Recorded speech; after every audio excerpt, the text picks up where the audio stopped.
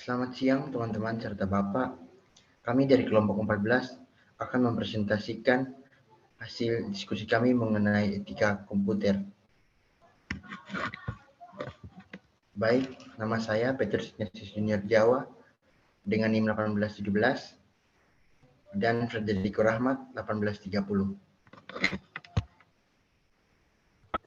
Hati-hatilah dalam memberikan data diri Anda, foto KTP maupun foto KK, dikarenakan bahkan foto selfie Anda, dikarenakan bisa jadi data-data tersebut justru dimanfaatkan dan juga disalahgunakan, bahkan diperjualbelikan oleh pihak-pihak yang tidak bertanggung jawab. Lalu oleh sebuah akun Hendra LM milik Hendra Hendrawan yang mengungkap dia temui satu lembar kartu keluarga akan dijual dengan harga Rp5.000. Belum lagi ada data KTP dan juga foto selfie yang banyak. Data ini dicurigai dipakai oleh pihak ketiga untuk modus kejahatan seperti pendaftaran pay later. Artinya data Anda akan dipakai orang lain untuk belanja kredit mereka, sementara Anda nanti yang justru membayar apa yang orang ini belanjakan. Nah, contohnya sudah banyak terjadi, bisa ada 70 pengemudi ojek online yang menerima tagihan 1,23 juta yang tersebar dan digunakan oleh sebuah aplikasi yang menyediakan fasilitas pay later atau beli sekarang bayar nanti. Mereka awalnya sebuah iklan itu di Facebook yang memberikan penawaran Rp100.000 bagi mereka yang mau selfie mereka. Ternyata si pelaku kejahatan menggunakan data-data diri ini, foto KTP dan juga foto diri ini, untuk menggunakan fasilitas beli tiket, jalan, dan bahkan untuk membeli handphone atau membeli ponsel. Nah, seorang pembongkar bagaimana sebuah aplikasi pinjaman online atau pinjol tidak bisa menjaga kerahasiaan data dari para nasabahnya. Nah, bahayanya lagi, Niko mengungkapkan bahwa pihak ketiga bisa ke data hingga menghapus data di basis data itu.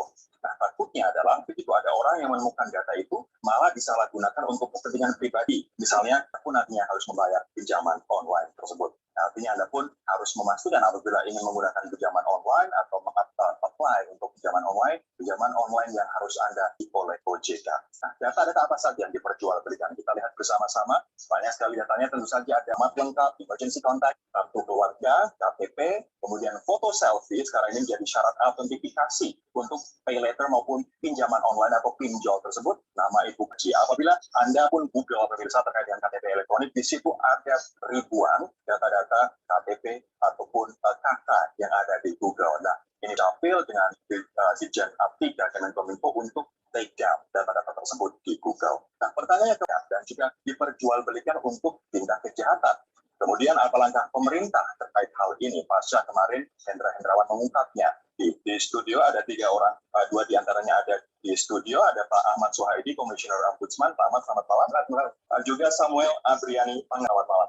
Saya juga akan menyapa Mas Hendra Hendrawan, netizen yang awalnya membongkar praktek ini di sebuah grup Facebook. Mas Hendra, yang bergabung bersama kami dari Biro Bandung. Selamat malam, Mas Hendra.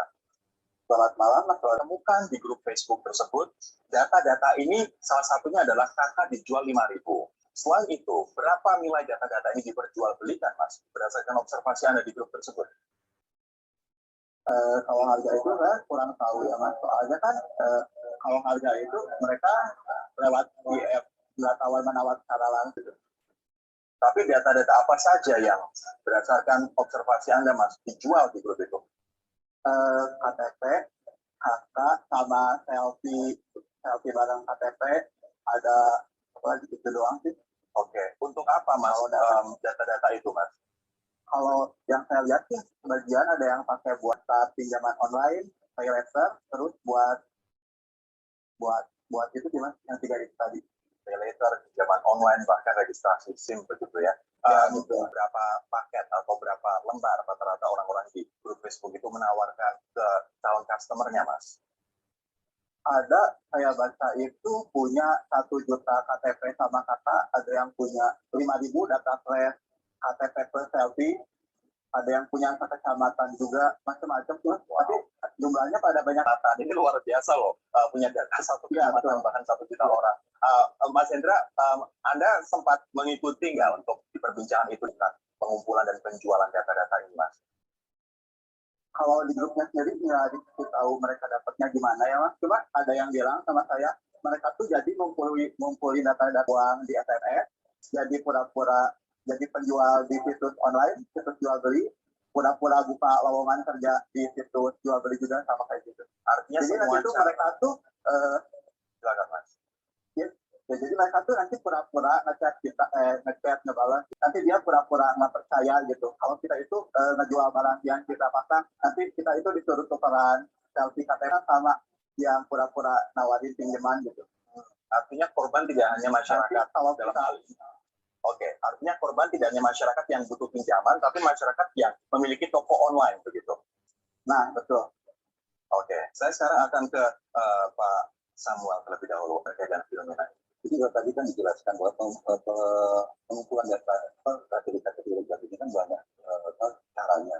Kalau dia dari ngomong ke kecamatan, itu dari mana pergi? Coba kita pergi ke satu titik aja. Mau masuk ke titik itu, diminta pasti kan harusnya dicocokin benar nggak karya tidak karya atau itu orang ini terdaftar. Kenapa harus disini?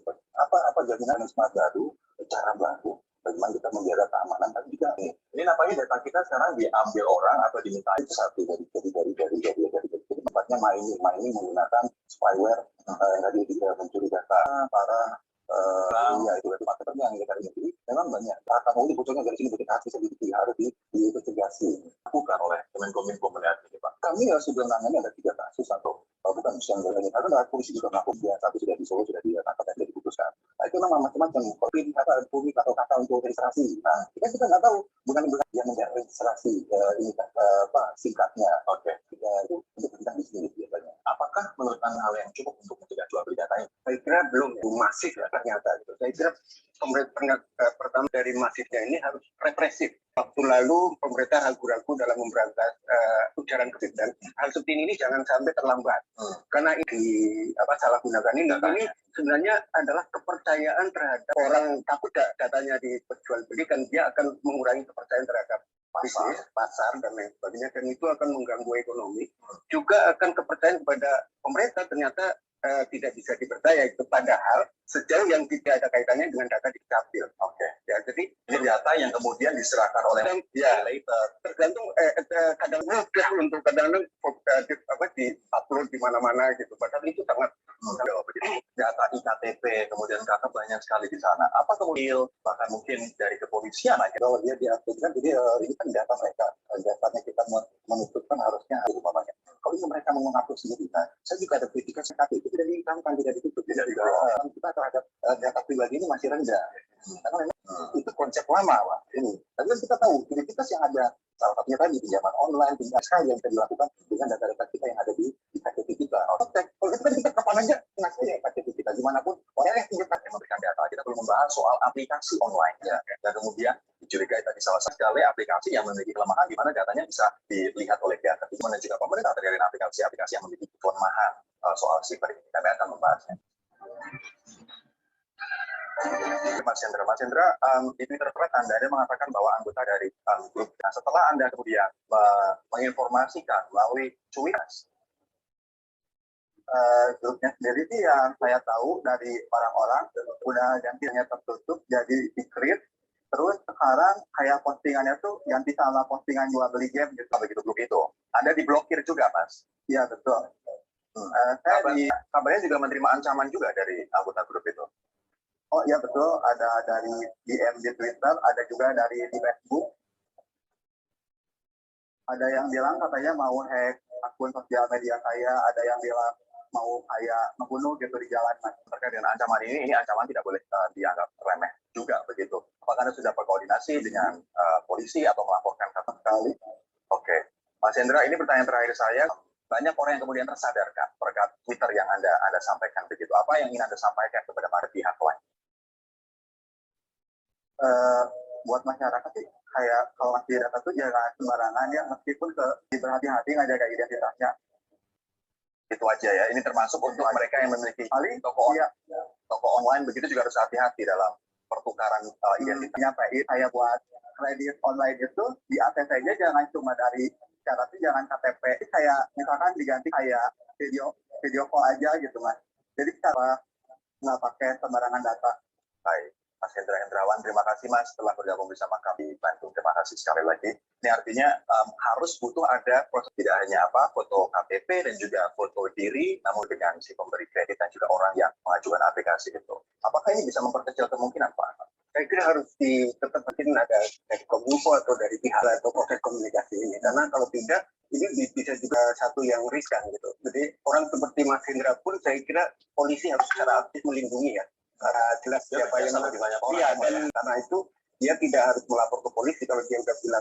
Dan saya kira memang pemerintah mungkin Kominfo perlu lebih gencar. Ini kan ada beberapa fungsi. Fungsi pertama yang penting adalah pelayanan ya. Jadi dengan punya KTP dia bisa punya bantuan sosial. Dalam waktu yang sama dia juga berisiko untuk menggunakan ini kalau sampai tidak hati-hati gitu, ada yang memanfaatkan ya. Belum karena itu masih kadang-kadang orang tanya lewat ya karena nomor saya tersebar gitu. Kadang-kadang sesuatu yang sangat sebenarnya ini misalnya ditelepon oleh bank ini sebenarnya ditawarin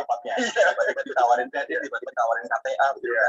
Misunderstanding tadi itu seolah-olah ini data dari Dukcapil misalnya atau dari mana, padahal itu mereka bisa dapat dari mana-mana. Tadi yang menurut salah satu pegiat keamanan siber, Niko tidak mencuri data dari aplikasi online ini. Apa antisipasi dan juga tindakan dari peraturannya setiap penyelenggara sistem elektronik harus, yang dikatakan itu adalah adanya infeksi spyware di dalam aplikasi itu. Ya sih, apakah ini ada secara sengaja orang meletakkan spyware ini? Artinya kalau misalnya dari sisi misalnya tadi apa yang disebutkan, masih menginvestigasi dan juga masih menyisir begitu. Jadi kalau dari aplikasinya itu ada tertentu tenang. Apakah Kominfo akan bisa misalnya kemudian mengidentifikasi mana yang bodang dengan koordinasi dengan polisi misalnya? Yang dilakukan lagi kita lakukan investigasi apakah dia sadar atau ini mana-mana karena ada spyware yang ada di dalam aplikasi.